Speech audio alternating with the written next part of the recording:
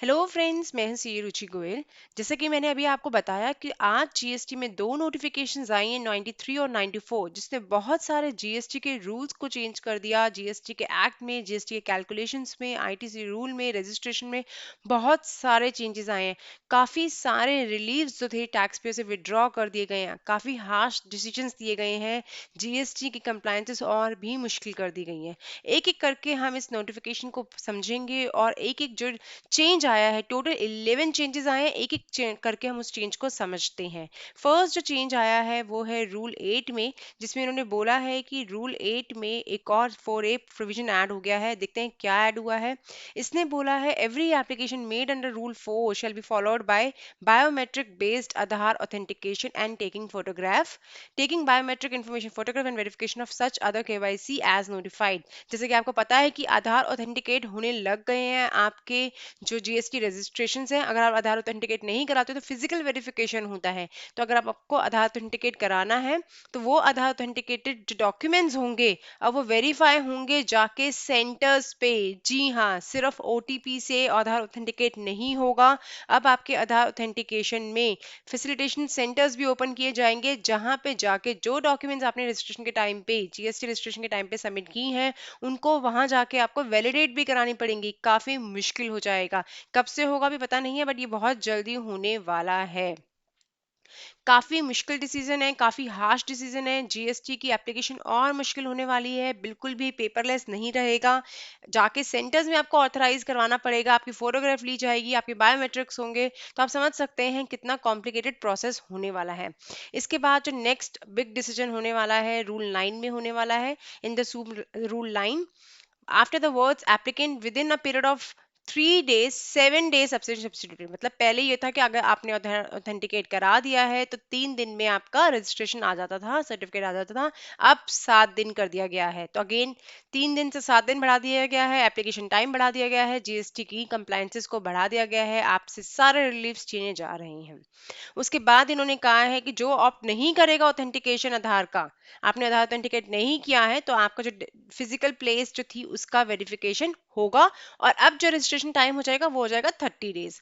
पहले 3 डेज है, अगर आप आधार ऑथेंटिकेट कराते हो तो 3 डेज में आता है। 3 डेज को इन्होंने बढ़ा के 7 डेज किया। उसके बाद इन्होंने कहा अगर आपने आधार ऑथेंटिकेट नहीं कराया और आपने फिजिकल वेरिफिकेशन की है, करवाई है बिजनेस प्लेस की, तो जैसे फिजिकल वेरिफिकेशन होगा उसके बाद आपके 30 डेज में रजिस्ट्रेशन आएगा। तो काफी अगेन बहुत ही बड़ा चेंज आपके जीएसटी में आने वाला है। आपके रजिस्ट्रेशन और भी कॉम्प्लिकेटेड होने वाली है। तो आप नेक्स्ट में यही बता रहा है कि 3 को 7 से रिप्लेस कर दिया गया है। जिन्होंने नहीं करवाया है उनका फिजिकल वेरिफिकेशन होगा और 30 डेज में रजिस्ट्रेशन आएगा। उसके बाद एक और जो इम्पोर्टेंट है कि एप्लीकेशन जो होगा ग्रांट ऑफ अप्रूवल अब ऑटोमेटिक कब होगा, अगर आपके जो डिसीजन है 7 डेज या 30 डेज, मतलब अगर आपने ऑथेंटिकेट कराया तो 7 डेज तक आपका रजिस्ट्रेशन अप्रूव नहीं होता या रिजेक्ट नहीं होता। और एट द सेम टाइम अगर आपने फिजिकल वेरीफाई कराया तो फिजिकल वेरिफिकेशन के 30 डेज के अंदर एक्सेप्ट और रिजेक्ट नहीं होता। तो आपका 30 उस टाइम पीरियड के बाद आपका ऑटोमेटिकली डीम्ड अप्रूव हो जाएगा रजिस्ट्रेशन। तो अगेन 30 डेज का वेट करना पड़ेगा अगर आप आधार ऑथेंटिकेट नहीं कराते हैं। आधार ऑथेंटिकेट में भी आपको सेंटर पे जाकर आधार ऑथेंटिकेट कराना पड़ेगा। तो समझ सकते हैं कितनी कॉम्प्लिकेशंस आपके लिए बढ़ती जा रही हैं जीएसटी में। उसके अलावा नेक्स्ट जो है वो है रूल 21 में चेंज। काफी बड़ा चेंज है, काफी लोगों को इम्पैक्ट करेगा चेंज। इसमें बोला गया है कि in rule 21 in clauses be after the word good and services both shall be inserted. तो एक तो ये था चेंज के गुड्स और सर्विसेज और बोथ। ठीक है, नेक्स्ट है क्लॉज डी में जो चेंज आया है, ये काफी इंपॉर्टेंट चेंज है आपके लिए। namely avail input tax credit in violation of provisions of section 16 of the act or rules made thereunder। मतलब आईटीसी के जो रूल्स हैं उसके अलावा आप आईटीसी यूटिलाइज कर लेते हो, अवेल कर लेते हो। या फिर जो डिटेल्स हैं आपकी आउटवर्ड सप्लाईज की जीएसटीआर 1 में जो है अंडर सेक्शन 37, मतलब जो आप जीएसटीआर 1 फाइल करते हो उसमें, और आपकी जो जीएसटीआर 3B है, मतलब सेक्शन 39 मतलब 3B है, उन दोनों में मैच नहीं करती है। समझ गए हो आप? मतलब जीएसटीआर 1 में जो सप्लाईज है वो ज्यादा दिख रही है जो जीएसटीआर 3B जब आप फाइल करते हो तो आपको टैक्स भरना पड़ता है। जीएसटीआर 1 जो होती है वो सिर्फ सेल्स की रिपोर्ट होती है। तो जीएसटीआर 3B में आप अपनी सप्लाईज कम दिखा देते हो जीएसटीआर 1 से, तो भी आपका रजिस्ट्रेशन कैंसल हो सकता है। तो 21 जो है रूल वो है कैंसलेशन में, सस्पेंशन में। आपका सस्पेंड हो सकता है आपका जीएसटी रजिस्ट्रेशन अगर आप आईटीसी के प्रोविजंस को फॉलो नहीं करते हो, रूल्स सेक्शन 16 के, या फिर आप जो सप्लाईज हैं आपका मिसमैच आता है जीएसटी 1 और 3B में। काफी बड़ा चेंज है। इसके अलावा इन्होंने बोला है अगर आप प्रोविजन जो है रूल 86B को भी वायलेट करते हो, 86B अभी हम बाद में पढ़ेंगे नीचे, तो 86B को भी अगर वायलेट करते हो तो भी आपका रजिस्ट्रेशन सस्पेंड हो सकता है। तो रूल 21A ने बोल दिया है कि आपको पहले जो अपॉर्चुनिटी मिलती थी ऑफ बीइंग हर्ड वो भी हट गई है, शेल बी ओमिटेड। बहुत ही बड़ा, मतलब इतना हार्श डिसीजन किसी ने सोचा नहीं था जो आज लिया गया है। In the set rules in rule 21A इन सब rule 2 the words after affording the set person reasonable opportunity of being heard shall be omitted. Registration suspend कर दिया जाएगा, आपको अपॉर्चुनिटी भी नहीं मिलेगी एक सुनवाई की कि आप बताएं कि आपने ऐसा क्यों किया था। अगर आपका कोई भी गलती पकड़ी गई तो सीधा रजिस्ट्रेशन सस्पेंशन हो जाएगा आपका। नेक्स्ट ये बोलते हैं कि वे कंपैरिजन ऑफ रिटर्न्स, आपके रिटर्न कंपैरिजन होता है 39 का किससे, जीएसटीआर 1 से, या फिर inward supplies based on outward supplies furnished in GSTR 1, और कोई भी सिग्निफिकेंट डिफरेंसेस मिलते हैं तो रजिस्ट्रेशन कैंसिल हो जाएगा।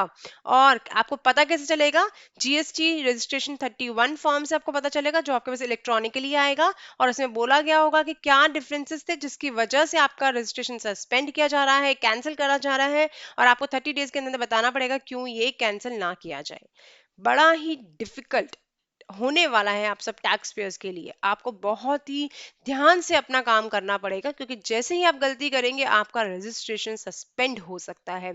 आपने आईटी से ज्यादा क्लेम किया, रजिस्ट्रेशन सस्पेंड हो जाएगा। आपने सप्लाईज में थोड़ी सी भी गलती की, अगर आपने जीएसटी 1 में और 3B में जो आउटपुट सप्लाईज दिखाई हैं वो गलती की, आपका रजिस्ट्रेशन सस्पेंड हो जाएगा। बहुत सारे रीजंस इन्होंने दे दिए कि अब हम रजिस्ट्रेशन सस्पेंड कर देंगे, बताएंगे भी नहीं, अपॉर्चुनिटी ऑफ बीइंग हर्ड भी नहीं देंगे, सीधा रजिस्ट्रेशन सस्पेंड हो जाएगा। और इससे बड़ा ये तो काफी नहीं था, इसके बाद एक और चीज इन्होंने जो बोली वो भी देखिए। After sub rule 3 the following rule shall be inserted. 3A a registered person whose registration has been suspended, चलो सस्पेंड कर दिया, आपको ऑप्शनिटी भी नहीं दी। अंडर सब रूल 2 और 2A shall not granted any refund under section 54, और आपका कोई रिफंड बनता था आईटीसी का वो भी आपको नहीं दिया जाएगा। सस्पेंड भी कर दिया, अपॉर्चुनिटी भी नहीं दी, और अब आपको रिफंड भी नहीं दिया जा रहा। काफी सोचा जा रहा है, लग रहा है मुझे काफी सोचा जा रहा है आपके टैक्स फेस के लिए। In sub rule 4, after the words brackets and figures on rule 3, the word brackets and figures tool is shall be inserted. मतलब 4 में ये सब insert कर दिया है। क्या insert किया? Provided that the suspension of registration under this rule may be revoked by the proper officer anytime during the pendency of the proceedings for cancellation if he deems it. अगर उसको लगता है कि नहीं भी मेरे से गलती हो गई तो वो रिवोक भी कर सकता है। और ऐसी अपॉर्चुनिटी आप समझ सकते हो कितनों को मिलेगी रिवोकेशन की। नेक्स्ट जो सिक्स्थ अपडेट आया है वो आया रूल 22 में। रूल 22 अगेन सस्पेंशन का ही पार्ट है, तो उन्होंने बोला है कि टू जो रूल 22 में उन्होंने बोल दिया कि 2A of 21A shell be inserted, 4 में भी ये इंसर्ट हो जाएगा 2A 21A। तो ये इन्होंने चेंजेस के बारे में बताया कि कहाँ कहाँ चेंजेस आएंगे। Next important, in fact most important, काफी ज्यादा नॉन वैल्यू एडेड, काफी ज्यादा डिसहार्टनिंग चेंज जो आया है वो आया रूल 36 में। रूल 36 क्या बोलता था? 36(4) बोलता था कि जितना आईटीसी आपका 2A में दिख रहा है आप उसमें ज्यादा कर ले 10%, उतना आप क्लेम कर सकते हो। या तो आप अपने इनवॉइसेस दिखा दो, नहीं तो जितने दिख रहे हैं 2A में प्लस 10% आप क्लेम कर सकते हो, अवेल कर सकते हो। अब इन्होंने बहुत ही बड़ा चेंज जो ला दिया है वो ला दिया है कि अब तो 10% भी नहीं कर सकते, अब तो जितना दिख रहा है उसके 5% ज्यादा आप कर ही नहीं सकते। ये मैंने इसके ऊपर डिटेल वीडियो ऑलरेडी बना दिया है, आप आई बटन में जाकर उस वीडियो को देख सकते हैं अगर आपको डिटेल में देखना है तो। काफी इंपॉर्टेंट था प्रोविजन ये, तो इसलिए मैंने सेपरेटली हैंडल किया है, सेपरेटली टेक ओवर किया है। नेक्स्ट अपडेट आया है रूल 59 में। आइए पढ़ते हैं एक और जो झटका दिया जा रहा है टैक्स पेयर्स को उस पे। Notwithstanding anything contained in this rule, a registered person shall not be allowed to furnish the details of outward supplies of the goods and services or both under section 37 in form GSTR 1 if he has not furnished the return in form GSTR 3B of preceding 2 months। आपने पिछले 2 महीने की GSTR 3B file नहीं की तो अब आप GSTR 1 भी नहीं करवाएंगे। काफी चालाकी दिखाते थे टैक्स पेयर्स कि GSTR 1 तो भरते आ रहे हैं क्योंकि वो तो सिर्फ सेल्स की रिटर्न है, GSTR 3B क्योंकि उसमें टैक्स पे करना पड़ता है, आप उसको भरते ही नहीं थे। अब इन्होंने साफ कर दिया अगर आपने 2 महीने की GSTR 3B भी नहीं भरी तो GSTR 1 कैसे भरेंगे। तो ये भी आपसे छीन ली गई है आपकी फ्रीडम। नेक्स्ट हम पढ़ते हैं क्या होगा सब। नेक्स्ट बोलता है shall not be allowed to furnish detailed output supplies of goods and services both under section 37 form GST 1 और using the IFF if is not furnish the return in form 0 for the preceding tax period. अगर हम पिछले month की पिछले tax period की return भी file नहीं की थी 3B, तो भी आपको जीएसटी 1 में डेटा डालने की अनुमति नहीं दी जाएगी। क्वार्टरली में, ये क्वार्टरली केसेस हैं तो क्वार्टरली के केसेस में भी ऐसा होगा। तो अगेन एक बहुत ही बड़ा डिसएडवांटेज है इस नोटिफिकेशन का आप सबके लिए।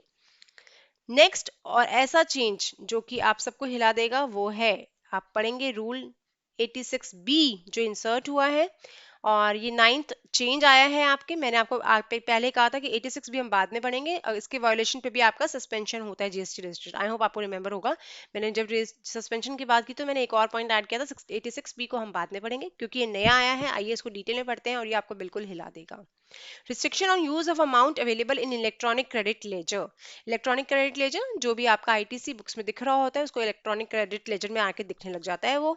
उससे आप जाके अपनी जीएसटी की लायबिलिटी पे ऑफ करते हो ऑन द सेल्स। सेल्स में जो आपने जीएसटी कलेक्ट किया होता है उसको आप एडजस्ट कर देते हो इस इलेक्ट्रॉनिक क्रेडिट लेजर से। लेकिन अब आप क्या ऐसा कर पाएंगे, आइए वो देखते हैं।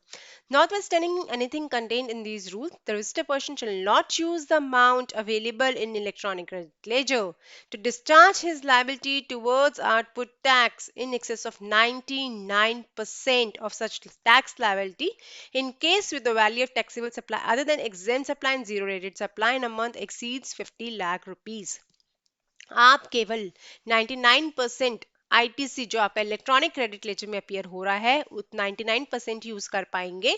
अगर आपकी सप्लाईज, अगर हम जीरो रेटेड एग्जेम्प्ट को हटा दें तो आपकी 50 लाख से ज्यादा है। तो एटलीस्ट ये सबके ऊपर एप्लीकेबल नहीं है, सब लोगों के लिए नहीं है, ओनली जिनकी सप्लाईज 50 लाख से ज्यादा है उनके लिए है कि आप 99% ही यूज कर पाएंगे। 1% तो अब आपको कैश में पे करना पड़ेगा। अगेन कुछ और ज्यादा इसमें प्रोविजन दे दिए, काफी बेनिफिट्स दे दिए एटलीस्ट इस प्रोविजन में आपको, कि किस किस पे अप्लाई नहीं होगा। अगर आपने 1 लाख से ज्यादा इनकम टैक्स पे किया है इन लास्ट 2 फाइनेंशियल ईयर्स, अगर आपको 1 लाख से ज्यादा रिफंड मिला है चाहे अंडर क्लॉज 1 हो या 2 हो। नेक्स्ट है कि आप अपनी डिस्चार्ज करते हो अपनी output tax liability electronic cash ledger से for amount which is in excess of 1%। अगर हम एज ऑन डेट देखें तो अगर आप उस वक्त जो आपकी जो टैक्स लायबिलिटी बनेगी फाइनेंशियल ईयर की वो आपने 1% ज्यादा कर दी है तो आपके ऊपर ये अप्लाई नहीं होगा। 1% से ज्यादा ही नहीं करने देते, अप टू 1% आपको कैश में पे करनी है। तो अगर आप ऑलरेडी 1% से ज्यादा कैश लेजर में कर चुके हो तो आपको उसके बाद ये अप्लाई नहीं होगा।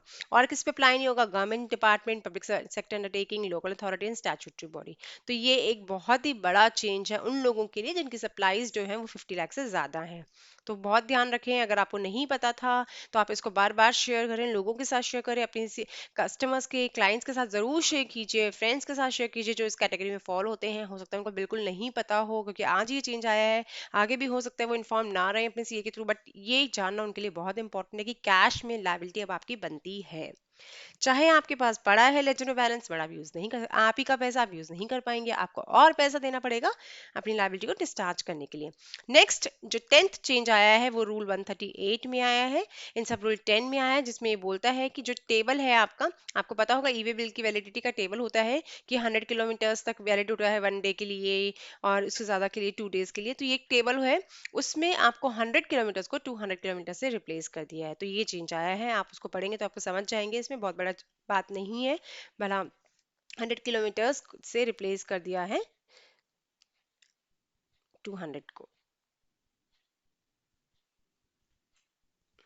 नेक्स्ट है रूल 138E जो है, अगेन मैं आपको ऑलरेडी डिस्कस कर चुकी हूँ, 2 मंथ्स को 2 टैक्स पीरियड्स की जगह रिप्लेस कर दिया है। मतलब 2 मंथ्स को रीड किया जाएगा 2 टैक्स पीरियड्स की तरह, ठीक है, क्योंकि 2 मंथ्स था पहले, क्वार्टरली मंथली वाला चक्कर हो चुका है क्यूआरएमपी आने की वजह से। मंथ्स और पीरियड्स में अब चेंज आ गया है, पहले मंथली जाती थी तो 2 मंथ्स होता था, अब 2 टैक्स पीरियड हो जाएगा। ठीक है, तो ये भी चेंज आ गया है, और ये चेंज आया being a person whose registration has been suspended provision of rule this. ठीक है, नेक्स्ट है RAG 30 में, जैसे कि मैंने बताया कि रजिस्ट्रेशन RAG 30 फॉर्म होता है क्योंकि जब आपका रजिस्ट्रेशन सस्पेंड होता है तो आपको एक फॉर्म जाएगा RAG 30, वो कैसा होगा उसके बारे में इन्होंने बताया, intimation for suspension and notice for cancellation of registration. तो ये सारा उन्होंने बताया है, क्या रीजंस रहेंगे, कब से कब क्या हुआ था, ये आपको बताएगा। ऑब्जर्वेशन से इन्होंने लिस्ट डाउन की है, तो ये उसके बेसिस पे आएगा, सारे डिस्क्रिपेंसीज को ये लिस्ट डाउन करेगा कि कब हुआ है और कितने दिन में आपको इसको रिप्लाई करना है। तो ये आपका RAG 30 होगा। तो ये सारे चेंजेस लेके ये नोटिफिकेशन आपके पास आई है, इफेक्ट हो जाएगी नोटिफिकेशन 1 जनवरी से। मोस्ट ऑफ द प्रोविजन काफी ज्यादा नुकसानदायक ही कहूंगी मैं तो इस प्रोविजन को, क्योंकि रिलीफ की बजाय आपको आपके ऊपर क्लॉजेस लगा दिए गए हैं, आपके ऊपर पेनल्टीज लगा दी गई हैं, आपसे विड्रॉ कर लिए गए हैं आपके राइट्स। तो देखिए क्या होता है आगे। आई एम श्योर कि इसके ऊपर बहुत सारी रिट पिटिशंस झाली जाएंगी। रीजन ये है कि कंसिडरेशन नहीं किया दिया गया बिल्कुल भी टैक्स पेयर को, टैक्स पेयर के कंफर्ट को, टैक्स पेयर के पैसे को। अपने बेसिस पे, अपने थॉट के बेसिस पे, क्या थॉट रहा है पता नहीं है, बट अपने बेसिस पे इन्होंने अपने प्रोविजंस को ढाल दिया गया है, रूल्स को चेंज कर दिया गया है, एक्ट को अमेंड कर दिया गया है। तो आई होप कुछ अच्छा हमारे लिए आए, जल्दी से कुछ चेंजेस लाए। टैक्स पेयर्स को ही मिलकर सब कुछ करना पड़ेगा, तो टैक्स पेयर्स हो सकता है कुछ जल्दी चेंजेस लेके आए, रेट पिटिशंस फाइल करें, चेंजेस लाएं इसमें। 5% पे तो एटलीस्ट मैं कहूंगी कि चेंज आना ही चाहिए। तो ये थी हमारी नोटिफिकेशन 94/2020, एकदम डिटेल एनालिसिस मैंने आपको बता दिया। आई होप अब आपके पास कोई क्वेरी नहीं होगी। अगर स्टिल आपके वो कोई भी डाउट है, कोई क्वेरी, तो आप प्लीज कमेंट बॉक्स में कमेंट जरूर कीजिए। Thanks for watching my video. Thank you.